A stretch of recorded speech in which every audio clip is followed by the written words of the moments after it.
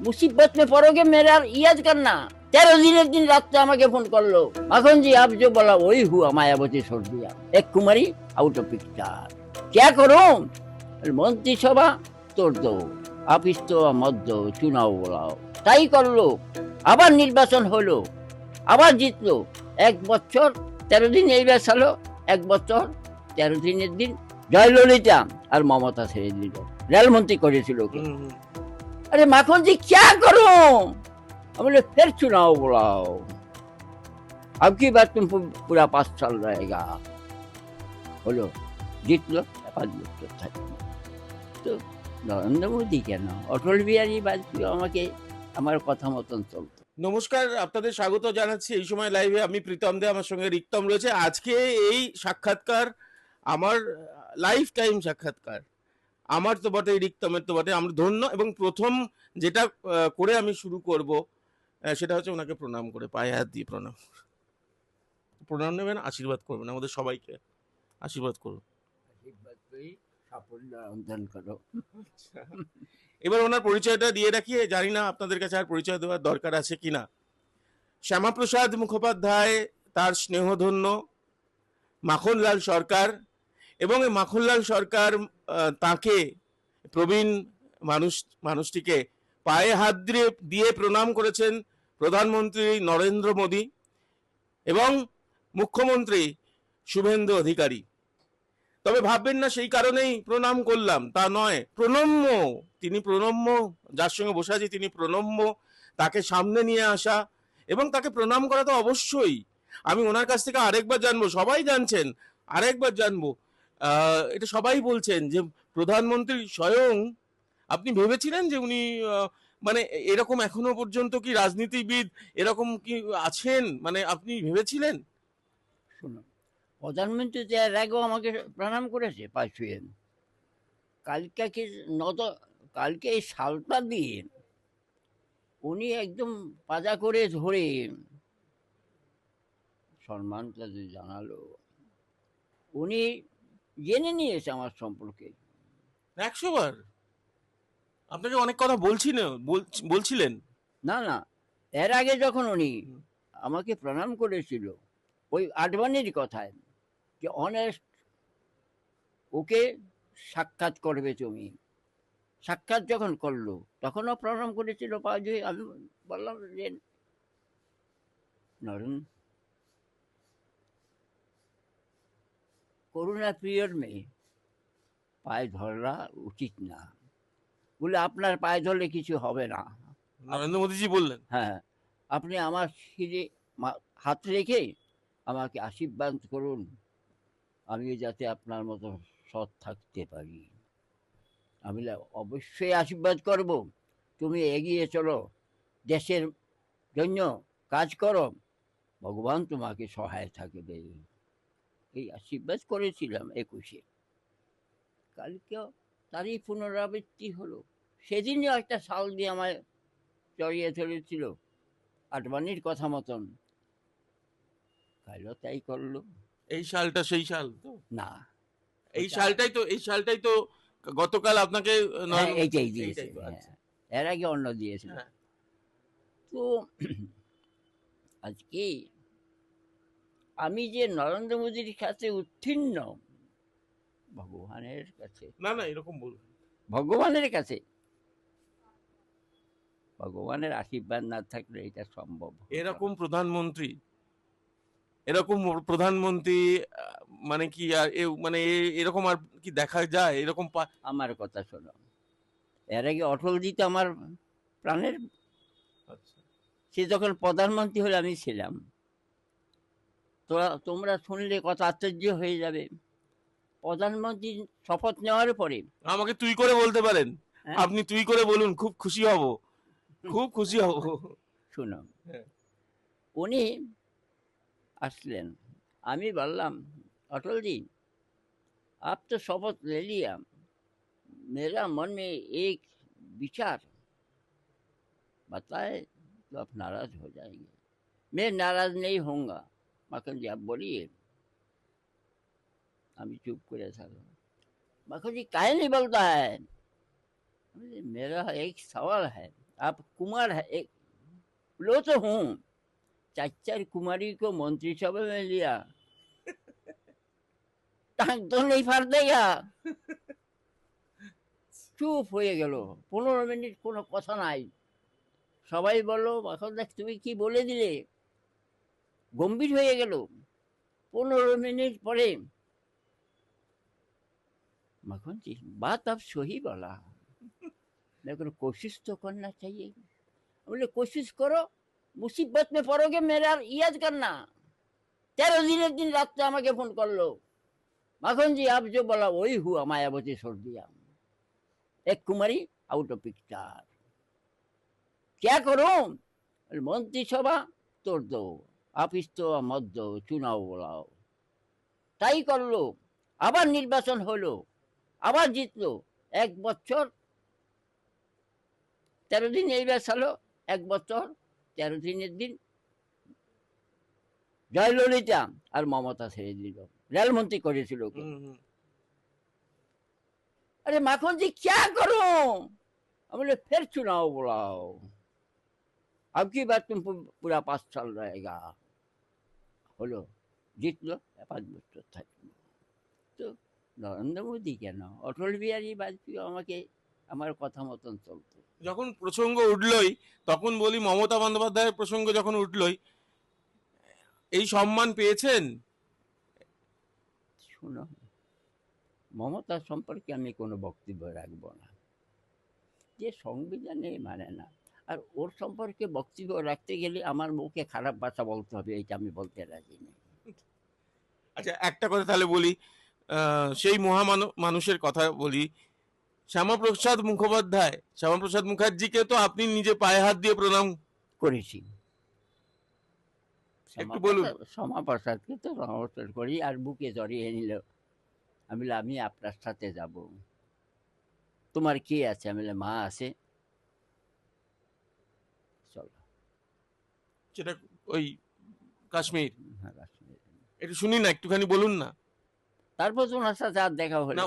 ওই সময়ের কথাটা একটু বলুন না, কাশ্মীরে যাওয়ার কথাটা একটু। অনেক গল্প হয়েছে।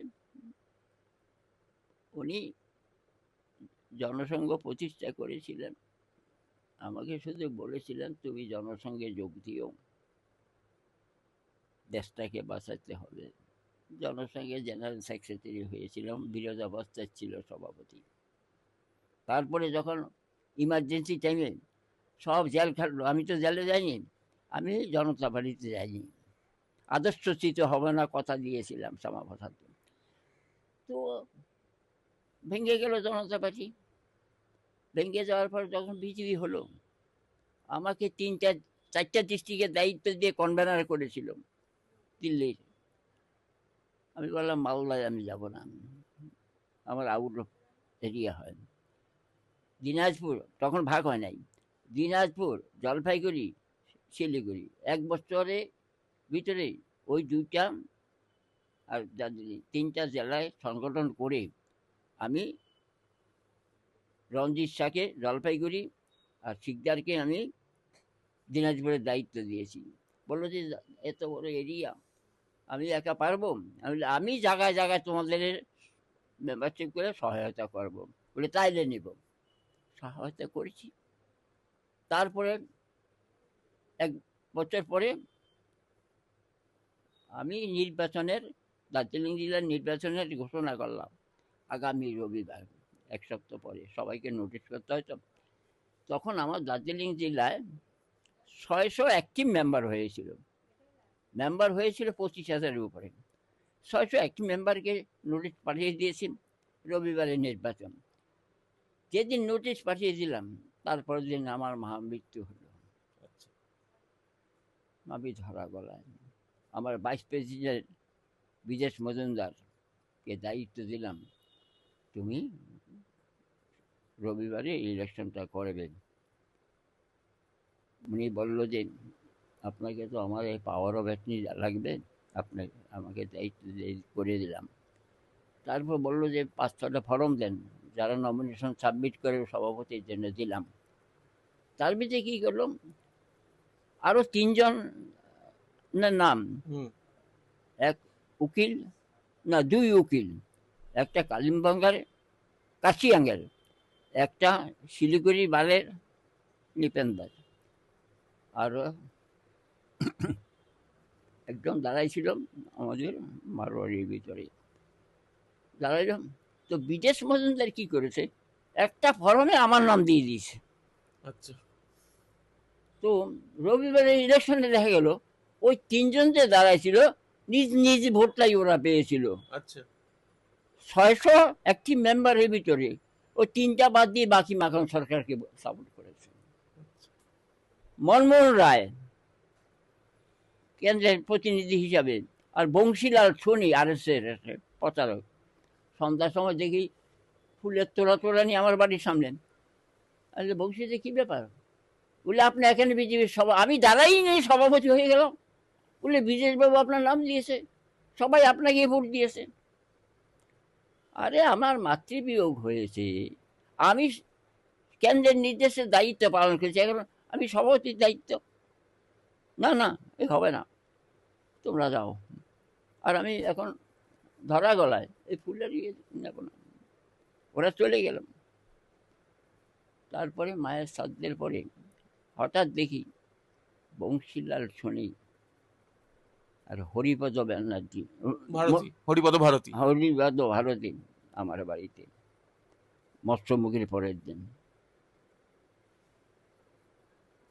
হরিপদ আপনি বলে বাধ্য হলাম আসতে। আরে বংশীদা তুমি, বলে আমি স্যার আপনাকে কে রাজি করাবে? সঙ্গে নির্দেশ, গুরুজির নির্দেশ, আপনার দায়িত্বটা নিন। দায়িত্ব নিলাম। আমাদের নিয়ম 2 বছর, 6 বছর হয়ে গেল, 3 টাইম পার করলাম, ইলেকশন ঘোষণা হলো, আরো আমার টাইম বাড়ালো, কেউ দায়িত্ব নিতে চায় নাই। তারপরে বংশীদা বলল গুরুজির নির্দেশ। এবার একটুখানি আসি প্রধানমন্ত্রী নরেন্দ্র মোদীজি যেমন প্রধানমন্ত্রী তেমন কি মুখ্যমন্ত্রী পেল বাংলা? শুভেন্দু অধিকারী, তিনিও তো আপনাকে একদম কি বলবেন শুভেন্দু অধিকারীর কথা মুখ্যমন্ত্রী হিসেবে? 5টা তো শপথ হয়েছে, 5 জন, এখনো তো পুরো মন্ত্রিসভা হয়নি। আমার একটা দাবি তো আপনারা দেখেছেন, দেখেছেন তো? হ্যাঁ দেখেছি। বাস, আমার এই দাবিটা শুভেন্দু অধিকারী যদি পূরণ করে আমি স্যাটিসফ্যাকশন। আরেকবার আমরা শুনতে চাইবো, আরেকবার একটু কথাটা, আপনার দাবির কথাটা একটু আরেকবার শুনতে চাইবো, একটু যদি বলেন। আর আপনার কি মনে হয় উনি যেরকম মুখ্যমন্ত্রী, অবশ্যই আপনার দাবি পূরণ করবেন তো বটেই, দাবি কেন? আমি যখন দাবিটা করেছি সংবাদ মাধ্যমে, সেখানে তো করিনি, তো একটাই কথা ছিল, নরেন্দ্র মোদী ওকে আঙ্গুল দিয়ে আমার দেখিয়ে উত্তরবঙ্গের জন্য উপমুখ্যমন্ত্রী দাবি উঠেছে। দাবিয়া নরেন্দ্র মোদী ইঙ্গিত, উত্তরবঙ্গ সম্পর্কে তুমি ওর সাথে কথা বলো। তাই শুভেন্দুর বলল, মন্ত্রিসভা গঠন হওয়ার পরে কাকু আমি তোমার সাথে যোগাযোগ করব, হয়তো তোমার বাড়িও যেতে পারি। মুখ্যমন্ত্রী হিসেবে আপনি কতটা আশীর্বাদ করছেন ওনাকে, এবং কি মনে হয় যেমন যেমন প্রধানমন্ত্রী তেমনই মুখ্যমন্ত্রী? আমার কথা শোনো, মুখ্যমন্ত্রী তার যোগ্যতা আছে, সে অর্জন করেছে, মমতাকে পরাজিত করেছে। এই মুহূর্তে সে ছাড়া দ্বিতীয় মুখ্যমন্ত্রীর কথা আমরা ভাবতে পারি না। সে যদি ফেলোয়ার হয়, সে কথা তো আজকে আপনার আশীর্বাদ রয়েছে, আপনাকে প্রণাম করেছে, হতে পারে না। আমি তো চাই সফল হোক। একটা শেষ প্রশ্ন আপনাকে করি, এটা না মানে করতেই হবে।